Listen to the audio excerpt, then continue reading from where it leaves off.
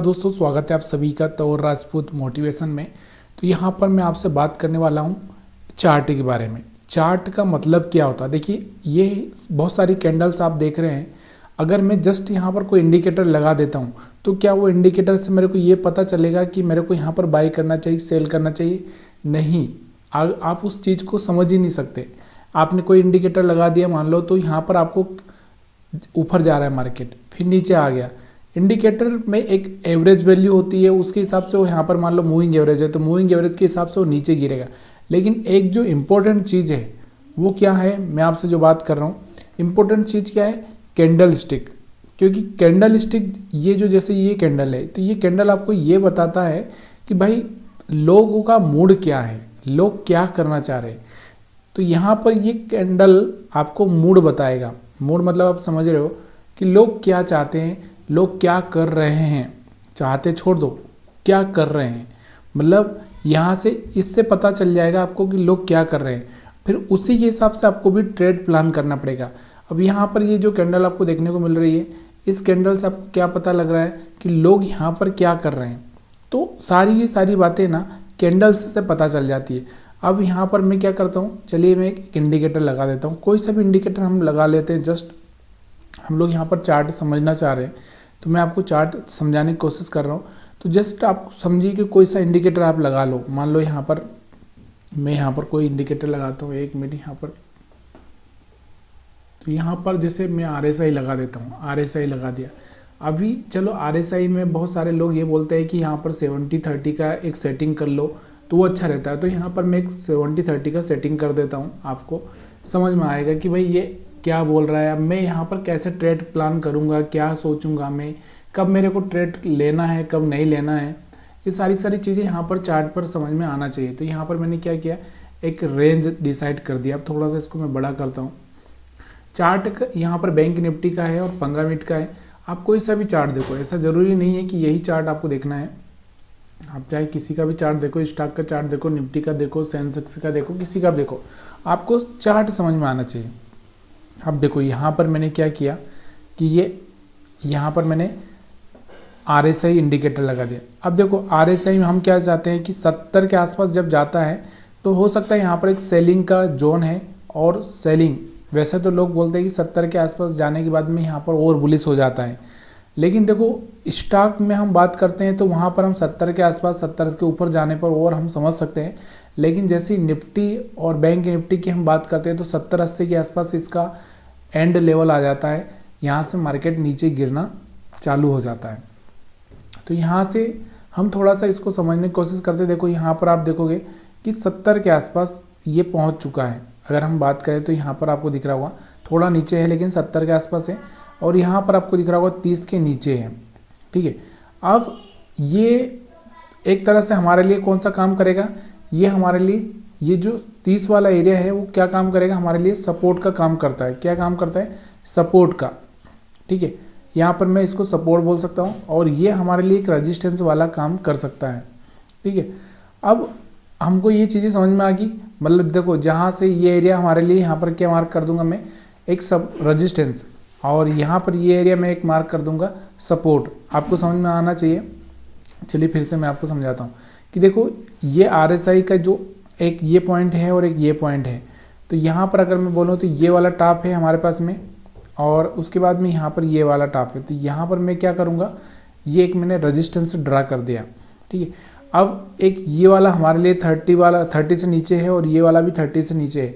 तो ये वाला हमारे लिए क्या काम कर सकता है, सपोर्ट का काम कर सकता है। अब देखो मैंने यहाँ पर क्या किया है, चार्ट को समझने के लिए ये सारी चीज़ें की है और मैंने एक इंडिकेटर लगाया।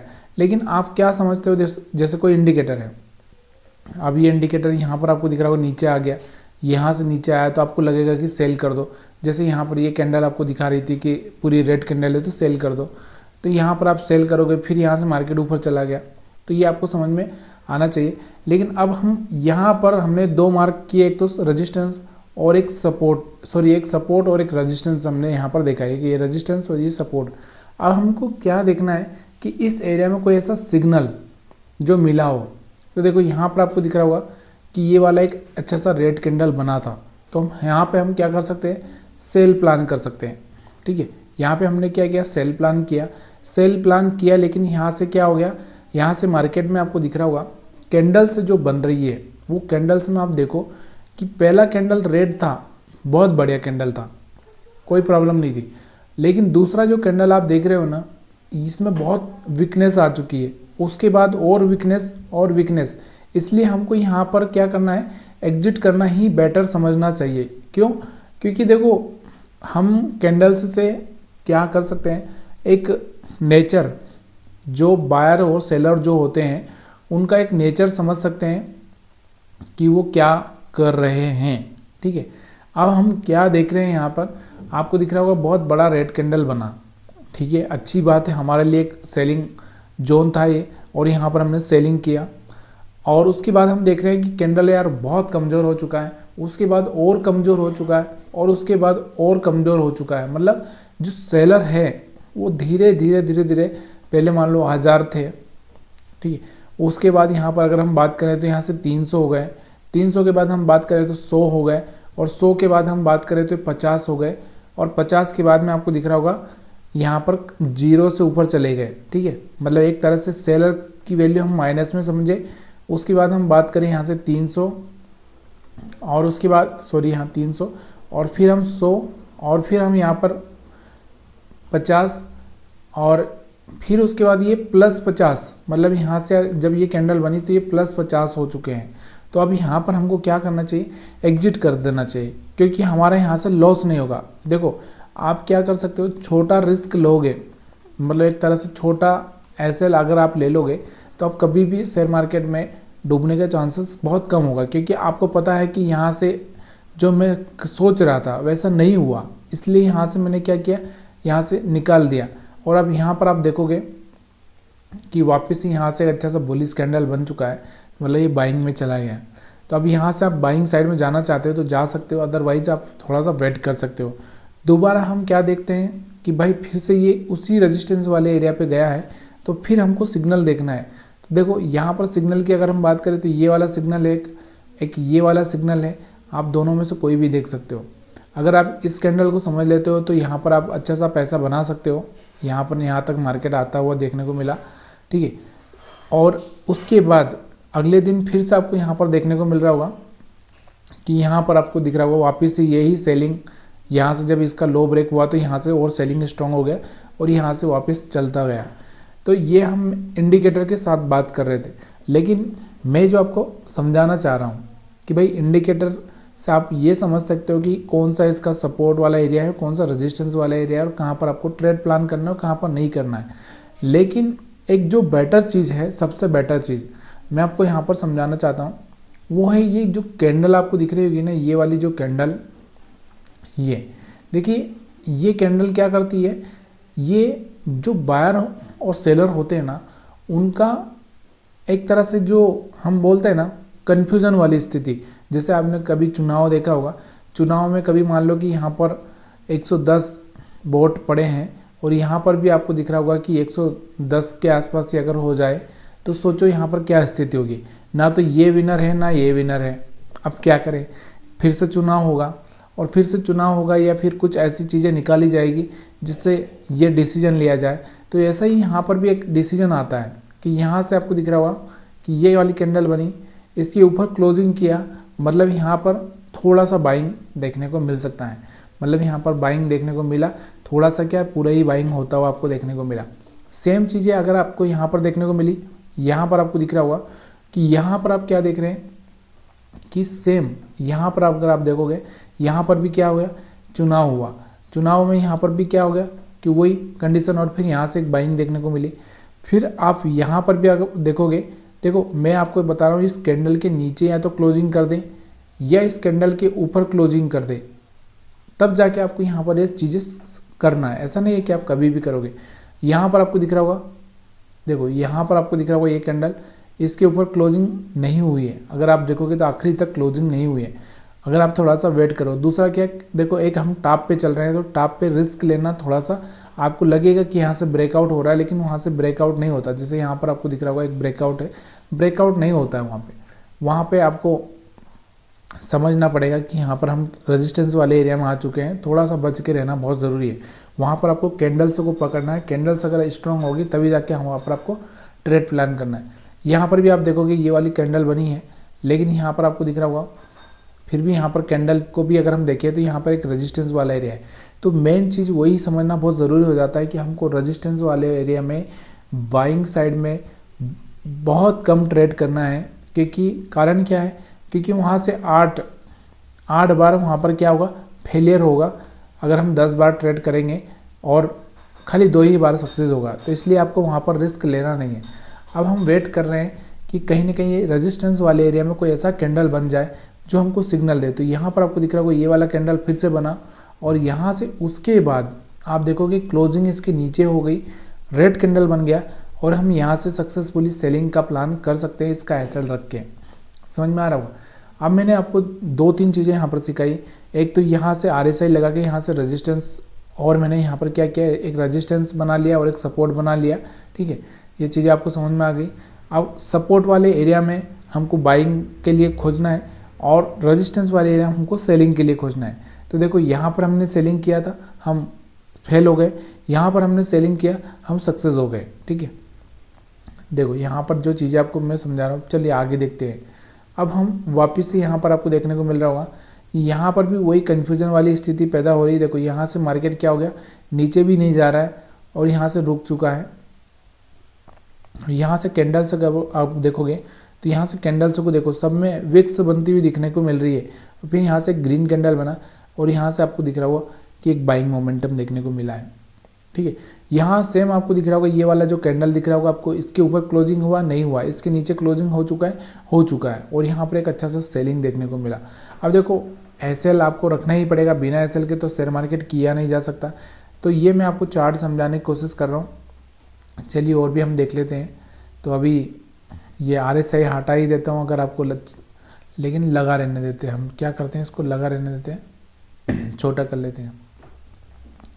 अब देखो हमारे लिए क्या होता है, एक ट्रेंड लाइन भी हमारे लिए क्या काम कर सकती है, एक रेजिस्टेंस का काम कर सकती है। देखो अगर मैं यहाँ पर आपको बताऊँ तो ये ट्रेंड लाइन है, ये आपको दिख रहा होगा कि ये वाला एरिया रेजिस्टेंस वाला, ये वाला, ये वाला, ये वाला। तो इसका भी आपको ध्यान रखना है। अगर कोई ट्रेंड लाइन है तो उस पर कहीं ना कहीं आपको दिख रहा होगा कि रेजिस्टेंस वाला एरिया है और वहाँ पर कहीं ना कहीं सेलिंग आता हुआ आपको देखने को मिल सकता है। अब सेलिंग तो आता हुआ देखने को मिलेगा, लेकिन हमको पहचानना भी तो आना चाहिए ना। चलिए हम यहाँ पर थोड़ा सा देख लेते हैं। तो यहाँ पर मैं क्या करता हूँ, अब यहाँ पर आप देखोगे तो हम पहला ही यहाँ पर पॉइंट देखें कि देखो यहाँ से आपको क्या देखने को मिल रहा था, ये वाली कैंडल्स यहाँ पर बनी थी और यहाँ पर आपको दिख रहा होगा इसके नीचे क्लोजिंग कर दिया। मार्केट थोड़ा सा, अगर हम एसएल यहाँ का रखते हैं तो मार्केट थोड़ा सा ऊपर गया और फिर नीचे आता हुआ देखने को मिला। ठीक है, उसके बाद हम यहाँ पर भी देखें तो यहाँ पर आपको दिख रहा होगा ये वाली कैंडल, उसके बाद मार्केट नीचे आता हुआ दिखा। यहाँ पर भी बहुत सारी कैंडल्स बन रही थी, लेकिन मार्केट में यहाँ पर क्या हो गया, छोटे छोटे मोमेंटम आ रहे थे, मतलब यहाँ पर कुछ खास हो नहीं पाया। उसके बाद और भी अगर हम बात करें यहाँ पर, तो यहाँ पर आपको दिख रहा होगा यहाँ पर ये कैंडल बनी थी और ये रेजिस्टेंस वाला एरिया था। उसके बाद यहाँ पर एक ज़बरदस्त सेलिंग आती हुई देखने को मिली। अब एक चीज़ हमेशा याद रखो, आपका जो एसएल है, एसएल छोटा होगा। अब देखो यहाँ पर ये कैंडल बनी है ना, अब यहाँ पर क्या होगा, एसएल छोटा हो जाता है और आप यहाँ पर ट्रेड प्लान करते हो इसका लो ब्रेक होने के बाद में, तो यहाँ पर एक अच्छा सा रिस्क रिवार्ड 1:2, 3, 4, 5 तक आपको मिल सकता है। तो यहाँ पर एक चीज़ हमेशा याद रखो, हमारा रिस्क रिवार्ड अच्छा होना चाहिए। इसके बाद अगर आप देखोगे और भी अगर आप देखोगे कहीं ना कहीं आपको देखने को मिलेगा, तो यहाँ पर भी आपको, जैसे यहाँ पर आपको दिख रहा होगा ये वाली कैंडल यहाँ पर बनी थी और यहाँ से इसके ऊपर क्लोजिंग हुआ, उसके बाद मोमेंटम अच्छा आया हुआ। यहाँ पर तो भी आप देख सकते हो, यहाँ पर भी क्लोज हुआ, मोमेंटम अच्छा हुआ है। ठीक है, अब ये 15 मिनट का चार्ट है, बैंक निफ्टी का चार्ट है। और आप रेजिस्टेंस वाले एरिया पे अगर आप जाओगे तो यहाँ पर आप देखोगे कि यहाँ पर आप कैंडल्स का साइज देखो, कैंडल्स क्या बोल रहे हैं, इसके ऊपर क्लोजिंग हुआ है लेकिन रेजिस्टेंस वाला एरिया है, इसलिए मैं यहाँ पर बाइंग में नहीं जाऊँगा, सेलिंग का मैं थोड़ा प्लान कर सकता हूँ। यहाँ पर आप देखोगे सेम चीज़ यहाँ पर आपको देखने को मिल रही है, यहाँ से भी ऊपर क्लोजिंग हुआ, बाइंग का प्लान किया जा सकता है। तो ये जो चार्ट मैं आपको लर्निंग करवा रहा हूँ उसके पीछे का रीज़न क्या है, देखो बहुत बार हम मिस्टेक्स करते हैं, हम भागते हैं इंडिकेटर के पीछे। अब बहुत सारे लोग यहाँ पर क्या करते हैं, जैसे मैं आपको बता रहा हूँ कि इंडिकेटर जैसे RSI लगा दिया, तो RSI में हम क्या करते हैं ज़्यादातर, मैं आपको यहाँ पर बताता हूँ कि ज़्यादातर कहा जाता है कि जब ये 50 के आसपास हो जाए या 60 के आसपास हो जाए तो यहाँ पर आपको बाइंग करना चाहिए। देखो ये केस यहाँ पर आपको देखने को मिल रहा होगा कि ये आपको दिख रहा होगा 70 के आसपास, यहाँ पर एक अच्छा सा मोमेंटम देखने को मिला। ऐसा नहीं है कि यहाँ से मोमेंटम नहीं, 48,500 से यहाँ पर 600-700 पॉइंट देखने को मिला। लेकिन अगर आप देखोगे कि कहीं ना कहीं फिर से ऐसा कभी मौका आया होगा, तो यहाँ पर मैं आपको बताना चाहता हूँ, तो यहाँ पर आपको दिख रहा होगा कि यहाँ पर RSI 70 के आसपास जाता हुआ देखने को मिला, लेकिन यहाँ से गिरावट देखने को मिली। और भी अगर हम बात करते हैं तो कहीं पे और भी होगा, तो यहाँ पर आपको देखने को मिला होगा 70 के आसपास, तो यहाँ से भी एक नीचे की साइड में मार्केट आता हुआ देखने को मिला। हाँ, हालांकि वापस रिकवर किया, लेकिन उधर ही उस रेंज में ही चलता रहा। और भी अगर हम बात करें तो यहाँ पर भी आपको देखने को मिल रहा होगा 70 के आसपास, तो यहाँ से भी कुछ खास मोमेंटम नहीं हुआ। ठीक है, तो ये कभी कभी होता है, ऐसा हर बार नहीं होता है। तो मैं वही बोलना चाह रहा हूँ कि भाई आपको कभी कभी लगे कि 70 के आसपास जा रहा है, तो चलिए हम और थोड़ा सा देखते हैं। ये देखो यहाँ पर आपको दिख रहा होगा ये वाला कौन सा एरिया, 70 वाला, यहाँ से आपको दिख रहा होगा नीचे आया थोड़ा। देखो यहाँ पर आप कब बाइंग कर सकते हो, जब आपका व्यू थोड़ा सा बड़ा हो, मतलब एक तरह से हम बोल सकते हैं कि व्यू बड़ा हो, मतलब कि आप लग रहा है कि आप 2 दिन तक होल्ड भी कर सकते हो। यहाँ पर आपको दिख रहा होगा 70 के आसपास, और यहाँ से आपको दिख रहा होगा एक नीचे अच्छा सा डाउन साइड देखने को मिला। तो ये RSI क्या है, ऊपर नीचे जाता आता रहता है, लेकिन आपको क्या करना है, मैंने आपको समझाया कि भाई आपको समझना है वहाँ पर कि वहाँ पर कौन सा सिग्नल मिल रहा है। आप चाहे किसी स्टॉक का चार्ट देखो या किसी का भी चार्ट देखो। चलिए मैं आपको थोड़ा सा किसी स्टॉक्स पर लेकर चलता हूँ, वहाँ पर मैं आपको समझाने की कोशिश करता हूँ। तो थोड़ा सा हम वीडियो लंबा हो रहा है, लेकिन फिर भी मैं आपको यहाँ पर जो चीज़ें समझाने की कोशिश कर रहा हूँ वो समझना। अब यहाँ पर आप देखोगे तो यहाँ पर आपको देखने को मिल रहा है, यहाँ पर भी सेम चीज़ें होती हुई देखने को मिल रही है। आपको दिख रहा होगा जैसे ये एक अच्छा सा लेवल पे पहुँचा, यहाँ से मोमेंटम आया है इसमें, लेकिन यहाँ से फिर एक धड़ाम सा होता हुआ दिखने को मिला है। तो कहीं पर भी आप थोड़ा सा कैंडल्स को समझोगे। अब यहाँ पर भी आपको देखने को मिलेगा कि कोई कैंडल ऐसा बन रहा है क्या, किसी कैंडल ने यहाँ पर ऐसा कोई सिग्नल दिया है क्या। तो यहाँ पर आपको दिख रहा होगा एक अच्छा सा रेड कैंडल बना। ठीक है, यहाँ पर भी आपको दिख रहा होगा एक रेड कैंडल बनता हुआ देखा। तो यहाँ पर आपको दिख रहा होगा इससे पहले यहाँ पर ये कैंडल बना था, इस कैंडल ने क्या किया था, थोड़ा सा यहाँ पर प्रॉब्लम कर दिया था, मतलब लोगों का जो इंटरेस्ट है ना वो ख़त्म कर दिया था। तो ये चीज़ें हमको समझ में आना चाहिए कि यहाँ पर कब इंटरेस्ट ख़त्म हो रहा है और कब लोगों का इंटरेस्ट बढ़ रहा है। अगर आप और भी जगह कहीं ऐसी कैंडल देखोगे तो यहाँ पर आप देखो यहाँ से कैंडल ने इंटरेस्ट ख़त्म कर दिया था। और भी अगर आप देखोगे तो यहाँ पर आप देखो सेम चीज़ें यहाँ पर आपको देखने को मिल रही होगी। यहाँ पर भी लोगों का इंटरेस्ट खत्म हो चुका था। लोग क्या कर रहे थे, मतलब ना इंटरेस्ट नहीं दिखा रहे थे। इंटरेस्ट नहीं दिखा रहे मतलब वहाँ पर छोटा कैंडल बनेगा, इस तरह का बनेगा या इस तरह का बनेगा, लेकिन जहाँ पर लोग इंटरेस्टेड है वहाँ पर ऐसे कैंडल्स बनेंगे। जैसे यहाँ पर आप देखोगे ये वाला, यहाँ पर ये वाला, यहाँ पर ये वाला, तो यहाँ पर हम समझ सकते हैं कि यहाँ पर लोग इंटरेस्टेड आ रहे हैं। अब यहाँ पर आपको देखने को मिलेगा यहाँ पर भी कैंडल है, यहाँ पर भी, लेकिन इसके बाद ही यहाँ पर लोगों का इंटरेस्ट खत्म हो गया, तो हमको यहाँ से एग्जिट कर जाना चाहिए। मैं ये नहीं बोल रहा कि आपको यहाँ से कैंडल बना तो आप यहाँ पर नहीं बाइंग कर सकते, यहाँ पर बाइंग कर सकते हैं, लेकिन इंटरेस्ट का मतलब क्या है, वहाँ पर ख़त्म हो चुका है तो फिर वहाँ पर आपको एग्जिट कर जाना चाहिए। वीडियो देखने के लिए आप सभी का बहुत बहुत धन्यवाद। वीडियो पसंद आया तो वीडियो को लाइक शेयर कमेंट करना मत भूलिएगा।